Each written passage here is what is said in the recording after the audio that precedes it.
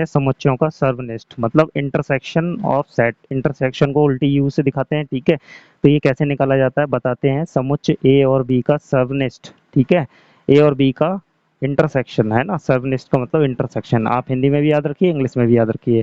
ए और बी का इंटरसेक्शन उन सभी अवयवों का समुच्चय है, मतलब इंटरसेक्शन एक सेट होगा, समुच्चय बनेगा, जो ए और बी दोनों में उभयनिष्ठ हो। केवल कॉमन वाले एलिमेंट आपको लेने हैं, कॉमन अवयव दोनों में से जितने भी कॉमन होंगे वही आपका क्या कहलाएगा, इंटरसेक्शन कहलाएगा। तो एग्जाम्पल के तौर पे हम अपने सेट ले लेते हैं। जैसे ए आपको दिया है 2 4 6 8 दिया हुआ है, और बी आपको दे रखा है, कितना दे रखा है, 6 8 10 और 12 दे रखा है, ठीक है। अब हमें क्या निकालना है, इसका ए इंटरसेक्शन बी निकालना है। तो भाई क्या करना है, कॉमन एलिमेंट को लेना है। सिर्फ किसको लेना है, दोनों में उभयनिष्ठ हो। उभयनिष्ठ कौन कौन है, 6 और 8, 6 और 8। तो इंटरसेक्शन कितना आ जाएगा, 6 और 8 आ जाएगा। क्लियर है, यहाँ तक बात आपको समझ में आ गई, समझ में आ गई, ठीक है। एक एग्जाम्पल और लेते हैं, एक एग्जाम्पल और लेते हैं। हमारे पास एक एग्जाम्पल है, इससे कुछ और सीखने को मिलेगा। ए बराबर आपको दे रखा है 1 2 3 4 5 6 7 8 9 एंड 10, ठीक है। यहीं तक गिनती आती है भाई हमें तो, ठीक है। हम तो इतना ही पढ़ पाए, आप पढ़िए थोड़ा सा ज़्यादा। 2 3 5 और 7, ठीक है। इनका हमें क्या करना है, इंटरसेक्शन करना है। क्या करना है हमें, इनका इंटरसेक्शन करना है।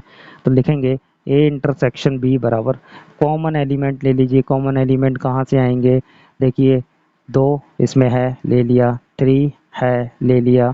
4 नहीं लेना, 5 लेना है, 5 है ले लिया। और 7 है, हाँ जी 7 है, 7 भी ले लीजिए। तो ये आ गया इंटरसेक्शन। आ गया नहीं आ गया।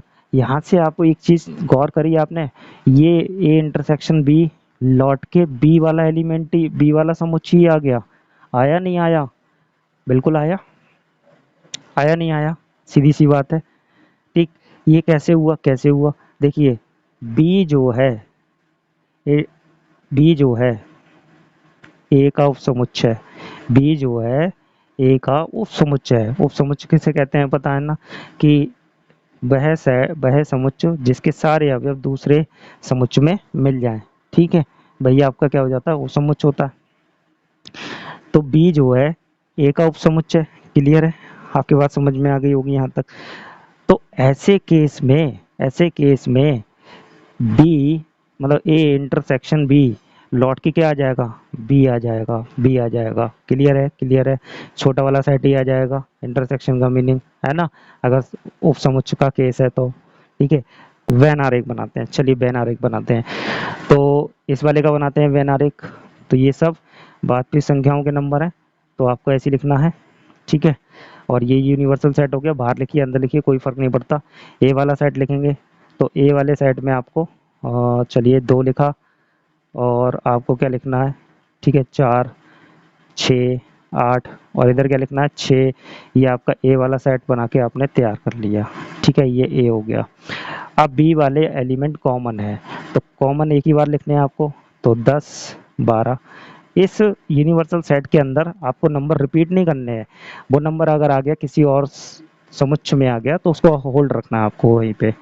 और ये आपने मिलाया, तो ध्यान से देखेंगे, ये बी सेट हो गया। ए और बी का जो कॉमन एरिया है, जो कॉमन एरिया है उसे ही आप क्या कहेंगे, ए इंटरसेक्शन बी, याद रखेंगे। यूनियन वाले केस में क्या हुआ था, यूनियन वाले केस में आपने ऐसे बनाया था, तो ये पूरा का पूरा यूनियन में आ गया था, सब शामिल हो गए थे, है ना। क्लियर है, यूनियन में सब शामिल हो जाएंगे और इंटरसेक्शन में दोनों का कॉमन वाला ले लेंगे। क्लियर है।